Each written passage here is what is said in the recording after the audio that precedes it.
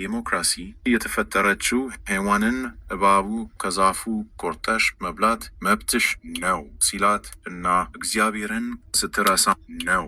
አዎ ዴሞክራሲ መብት እየሰጠ ኃጢአት የሚያሰራ እባብ ነው። ካህናት በጎቻቸውን ከተኩላዎች የሚጠብቁ እረኞች መሆን ነበረባቸው። ስራቸው በጎቻቸውን ከተኩላዎች ጋር ማቀላቀል ሳይሆን ከተኩላዎች ማግለል ነው። በዚህ ምክንያት ነው የቄስ ስራ ኮንሰርቫቲቭ ነው እንጂ ሊቤራል አይደለም። ኮምፔራቲቭ ምርመራ አይኑር ስትል እንግዲህ ፈሪሳውያን ሰርዘው ደልዘው 1440 ዓመት ቀንሰዋል።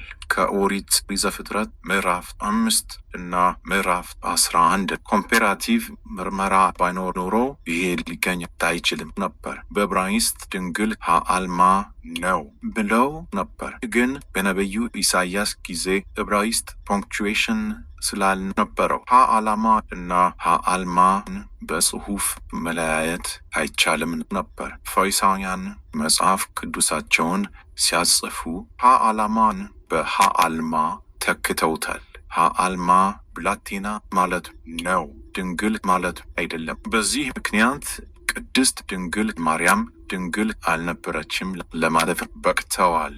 የአምልኮዎች ኮምፔራቲቭ ምርምሮች እና ክርክሮች አይስማሙኝም አልክ። ወደ ትልቁ የወንጌል ትምህርት የመራን በኢየሱስ እና በፈሪሳውያን መካከል የነበረው ክርክር ነው።